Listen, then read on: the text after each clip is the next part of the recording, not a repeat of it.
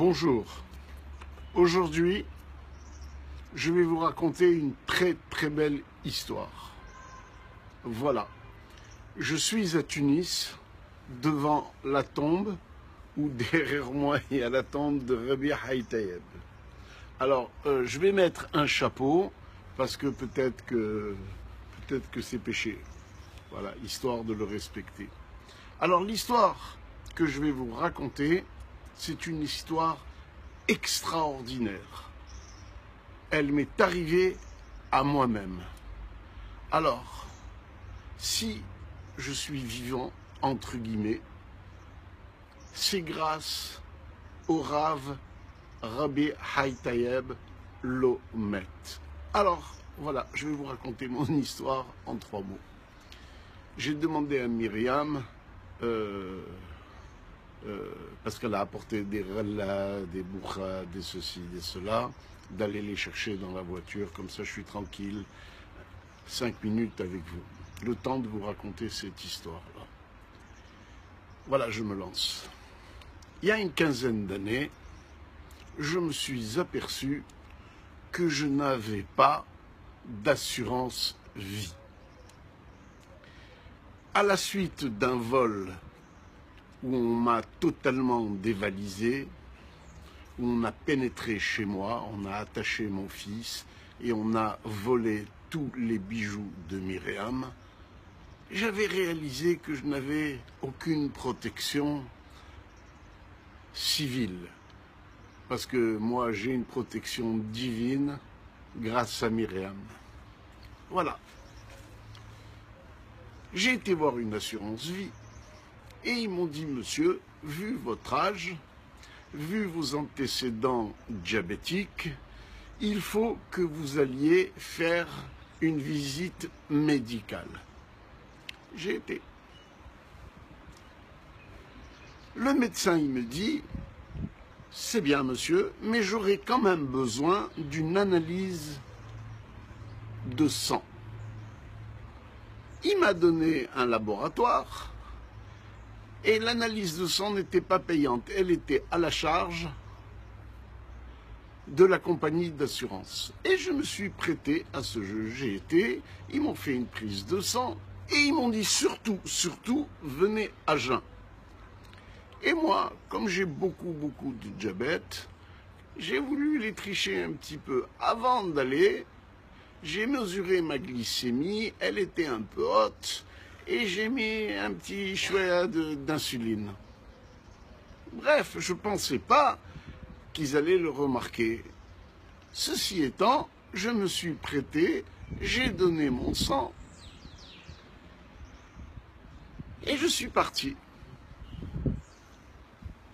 Dans la semaine, j'avais un rendez-vous en province, j'ai été.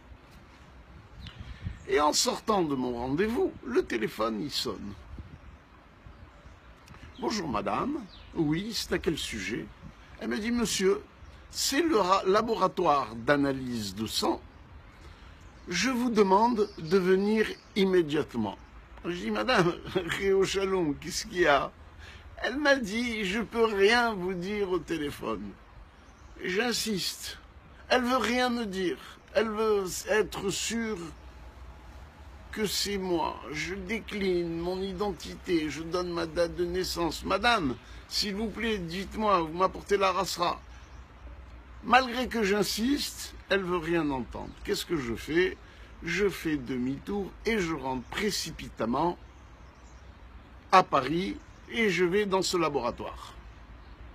Alors là, tenez-vous bien. Je rentre dans le laboratoire.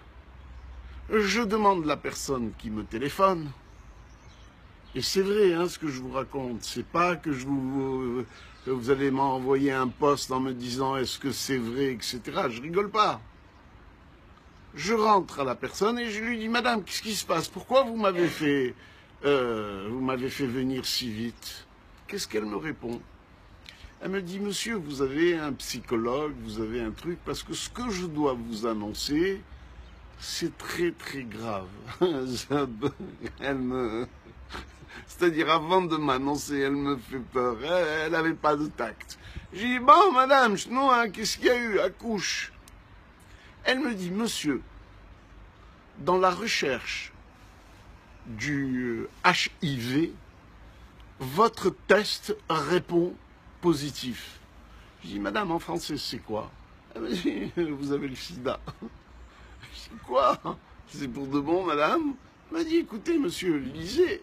Mais de toute façon, nos tests ne sont pas à 100%. Elle a voulu essayer de me rassurer. Elle me dit, allez à l'hôpital Bichat tout de suite pour qu'il fasse une contre-analyse. Hier, mon cœur, il palpite. Je rentre chez moi et j'annonce à Myriam, la tzadikette, que nous avons le sida, parce que j'ai dû la contaminer. Imaginez-vous, la tzadikette, Myriam, elle a le sida. Quelle honte! Elle aura tout vu avec moi. La pauvre chérie. On se rend immédiatement à l'hôpital Bichat. On montre l'analyse, on montre la recommandation de l'assurance. Tout de suite, ils nous font une analyse et ils nous demandent de repasser 6 jours plus tard. Alors, je dois vous dire, 6 jours, c'était 60 ans. Chaque seconde, c'était 1 an. On était triste, on ne savait plus quoi faire. Et Myriam, les télim, les ci, les ça, les ceci, les cela. Et qu'est-ce qu'elle prie surtout? Elle prie le Rav Rabbi Hai Tayeb Lomet, celui-là qui est derrière moi.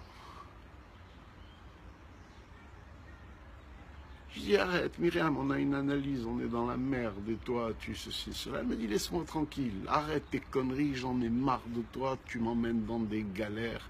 Et dans la maison, on se met en quarantaine.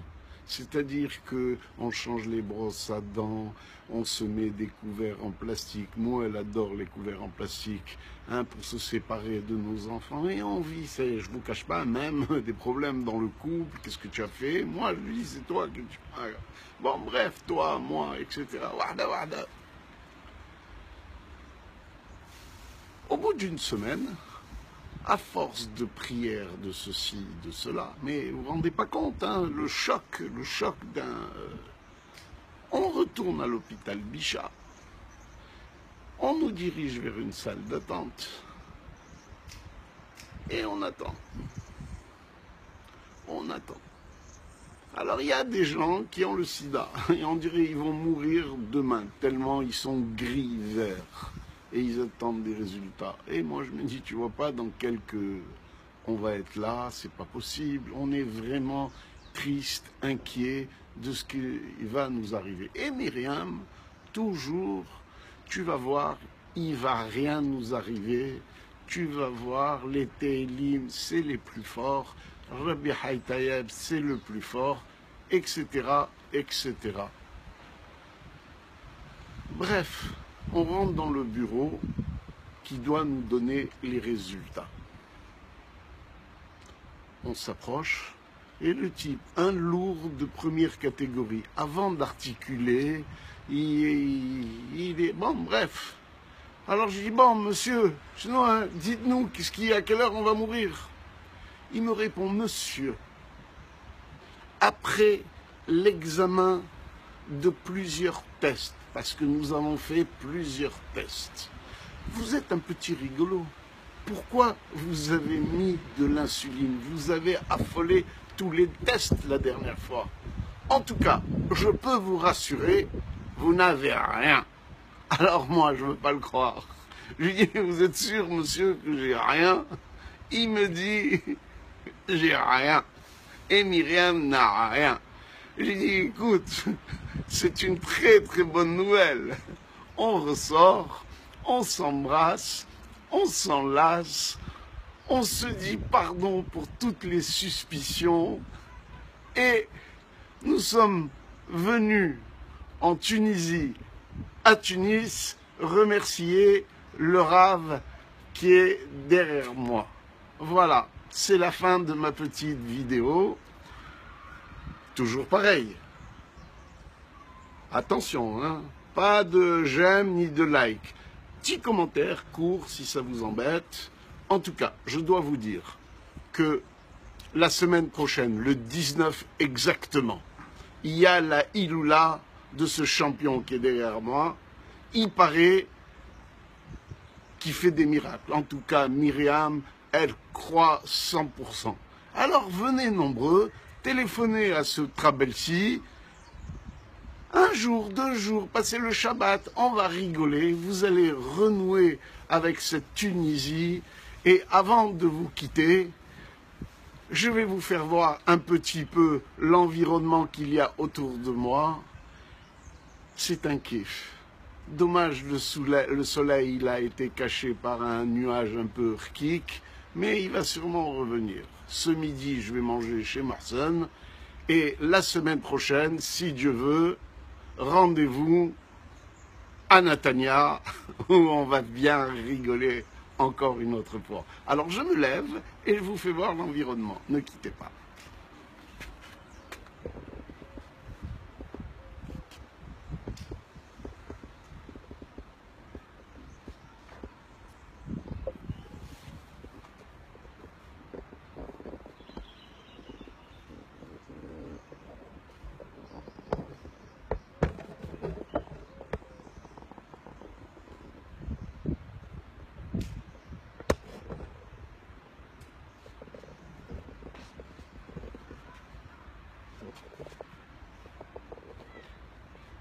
Alors derrière cette porte, il y a le cimetière des Granats.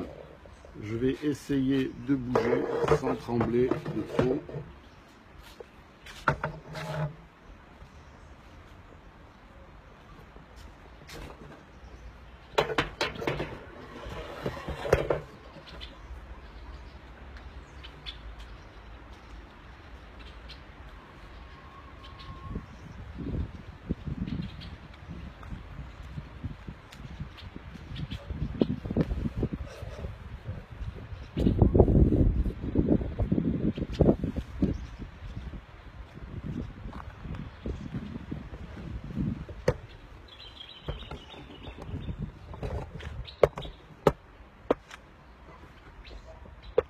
Ça, c'est le cimetière des Granats.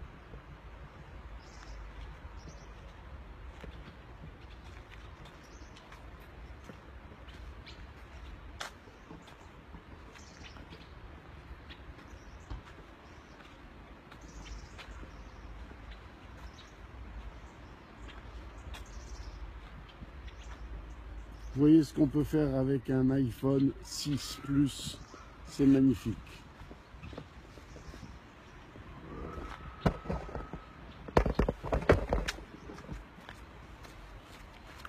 Voilà, salut, bye bye, à la semaine prochaine pour la prochaine vidéo. Salut, bye bye.